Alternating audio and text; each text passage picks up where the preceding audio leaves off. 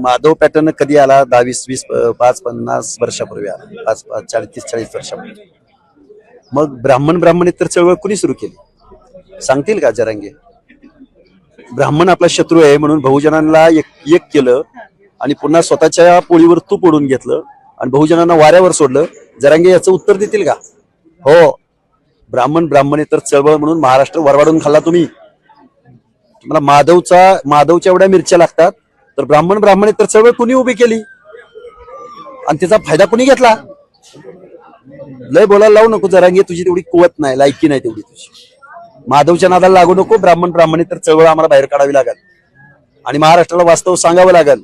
ब्राह्मणांची भीती आम्हा बहुजनांना घातली तुम्ही. ब्राह्मणांची भीती आम्हाला घालून आमदार खासदार झाला तुम्ही, कारखानदार झाला तुम्ही, पैसेवाला वतनदार झाला तुम्ही, आणि पुन्हा तुम्हीच सामाजिक मागास. बोलायला लावू नको जरांगे.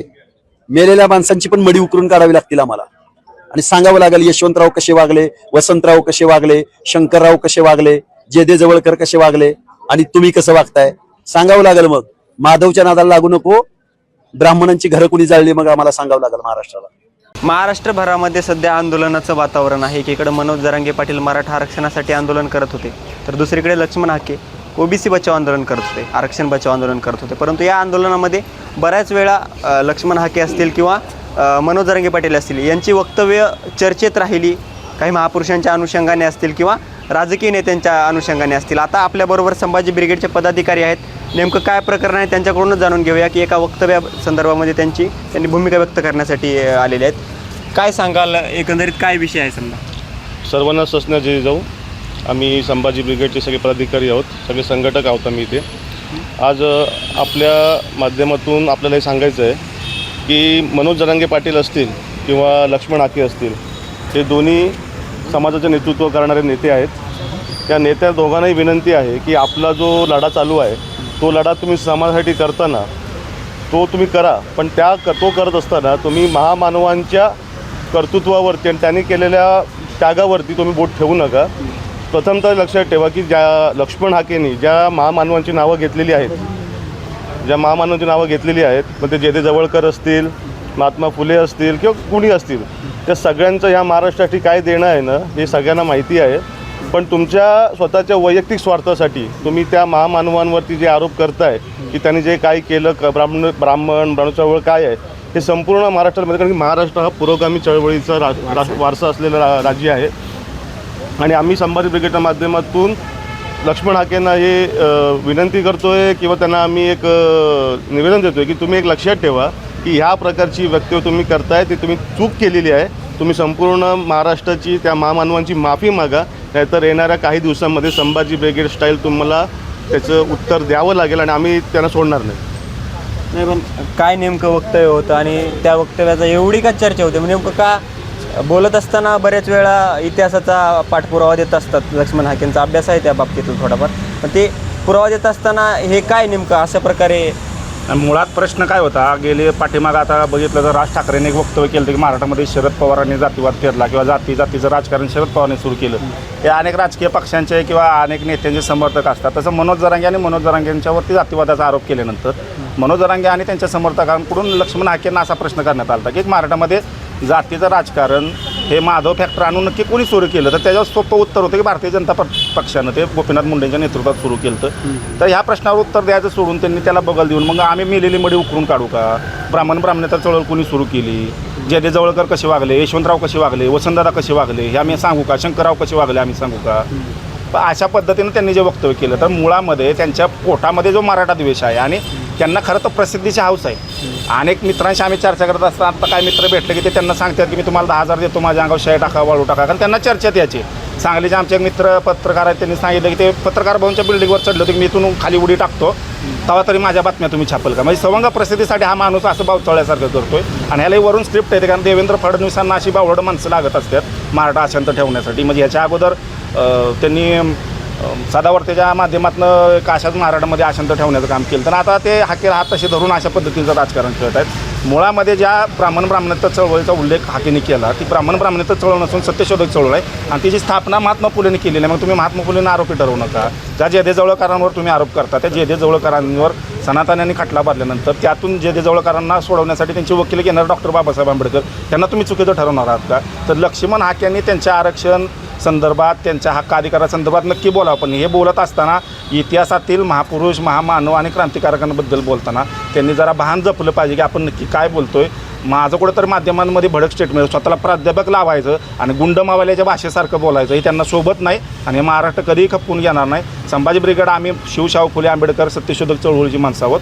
आम्ही आमच्या विचारधारेबद्दल प्रश्न उपस्थित केले म्हणून त्याच्यावरती आमची भूमिका स्पष्ट करण्यासाठी आज पत्रकार परिषद घेतली. येणाऱ्या काळामध्ये हाकेने जर नाक घासून माफी मागितली नाही तर संभाजी ब्रिगेड स्टायनं आम्ही त्यांना काय उत्तर द्यायचं ते देऊ. परंतु आंदोलकांची एक राजकीय भूमिका असते. राजकीय भूमिका घेऊन ते बऱ्याच वेळा आंदोलन करत असतात. वाटतं या आंदोलनामागे ही त्यांची काही राजकीय भूमिका आहे म्हणून आता मुळामध्ये लक्ष्मण हाके राजकीय महत्त्वाकांक्षी माणूस आहे. गेली 2 विधानसभा त्यांनी लढवलेल्या आहेत. लोकसभाही त्यांनी लढवली. त्यांना 5,000 मतं लोकसभेला पडलेले आहेत आणि विधानसभेला 500 मतं पडलेली आहेत. म्हणजे त्यांची लोकप्रियता किती आता ह्याच्यावरूनच लक्षात येतं. आणि शिवसेना उद्धव ठाकरे गटामध्ये त्यांनी प्रवेश केला होता. ज्या पक्षामध्ये ते गेले त्या पक्षाचे संस्थापक खरं तर शिवसेना नाव देणारे प्रबोधनकार ठाकरे, त्या प्रबोधनकार ठाकरे हे सत्यशोधक चळवळीचे होते. हे पूर्ण महाराष्ट्र जाणतो. तर लक्ष्मण हाकेंचा हा राजकीयच येतो आहे. त्यांना असं वाटतं की कुठंतरी या माध्यमातून मला विधान परिषद मिळेल, कुठं काहीतरी महामंडळ मिळेल आणि त्यासाठीच हा अकांड तांडव चाललेला आहे. त्यांना ओबीसीच्या हक्काचं अधिकाराचं काहीही पडलेलं नाही. सवंग प्रसिद्धीसाठी मनोज जरांगेच्या आंदोलनाची सेम टू सेम कॉपी करणं आणि हे सगळं अशा पद्धतीनं मीडियामध्ये येणं, प्रसिद्धीस येणं, भडक काहीतरी बोलणं हे फक्त त्यांना राजकीय महत्त्वाकांक्षा आहे. प्रसिद्धी मिळवणं काहीतरी राजकीय आपल्या पदरात पाडून घेणं ह्यासाठी हे चाललेलं आहे. त्यांना ओबीसीच्या हक्क अधिकाराचं काय घेणं. अहो जो माणूस प्राध्यापक म्हणतो स्वतःला, आता मराठा तरुण आहेत काय जे आक्रमक असतात किंवा काय भावनिक असतात ते व्हॉट्सअपवर त्याला वडापाव म्हणून मेसेज करतात. तर त्यांना उत्तर तुझ्या आहे वगैरे अशा शिवी देणारा जर माणूस असेल तर यात परिपक्व नाही. हा माणूस हिमजिकल माणूस आहे, पूर्णपणे सटकलेला माणूस आहे. तुम्हाला सांगतो त्याला अजिबात अक्कल आहे. दिवस रात्र तो मोबाईलमध्ये माझ्या बाईटला किती व्ह्यू आल्या, किती लाईक आल्या, किती कमेंट आल्या हे बघत बसतो तो.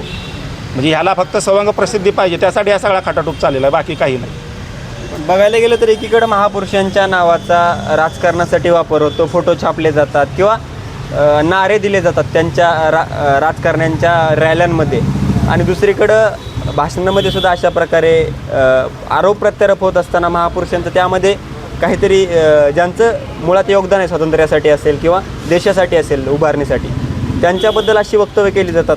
समाजामध्ये काय आहे या बाबतीत प्रतिबिंब निर्माण होऊ शकतं? मुळामध्ये महाराष्ट्रामध्ये सामाजिक चळवळींचा प्रभाव कमी झाल्यामुळं आज शिकलेला तरुण असेल महाराष्ट्रातलं सामाजिक सांस्कृतिक चळवळच तो विसरलेला आहे.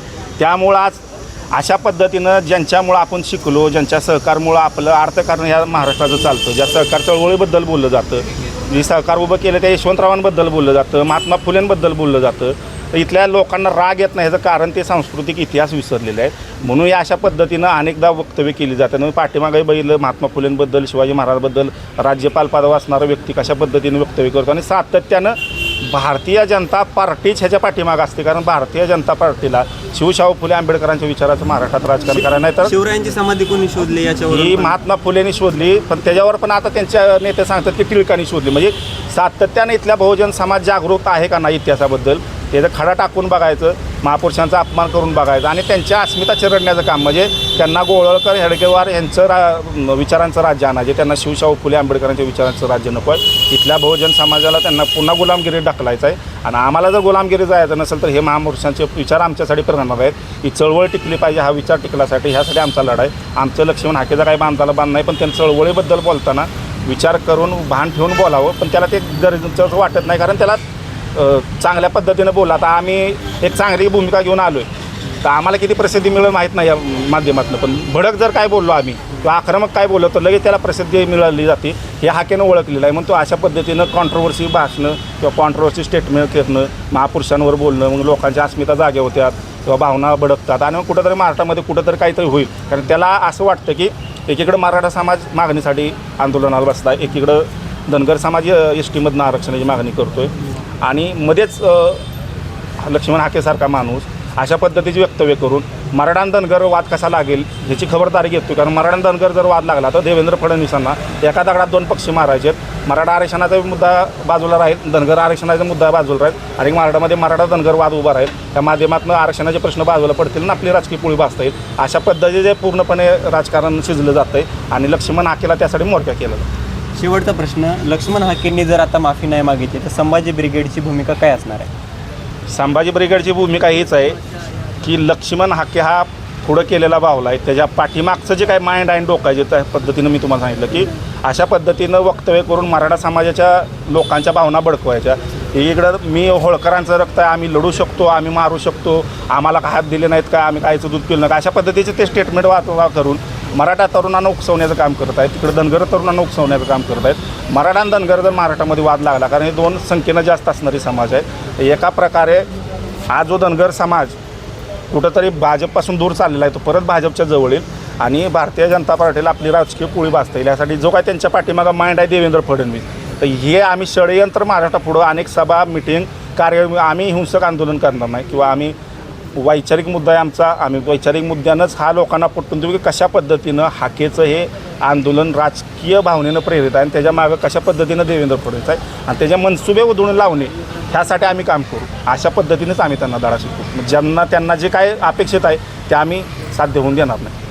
एकंदरीत आपण पाहू शकतो, बोलत असताना त्यांनी महापुरुषांच्या नावाचा उल्लेख केला, त्यांची स्टेटमेंट काही केली आणि त्यांच्या आम्ही सांगावं का, त्यांच्या गोष्टी करून काढवायत का, अशा प्रकारचं त्यांनी स्टेटमेंट केलं होतं. आणि त्यावरती तर संभाजी ब्रिगेडनं आपली भूमिका स्पष्ट केलेली आहे की त्यांनी जरी काही माफी मागण्याचा प्रयत्न नाही किंवा माफी मागितली नाही तरीसुद्धा आम्ही हिंस्र पद्धतीनं या गोष्टीला हाताळणार नाही आहोत. आम्ही शांततेनेच या गोष्टीला हाताळू आणि आमची संभाजी ब्रिगेड स्टाईल येत्या काळामध्ये त्यांना दाखवून देऊ. बातमी TV साठी निखिल सुकरे, पुणे.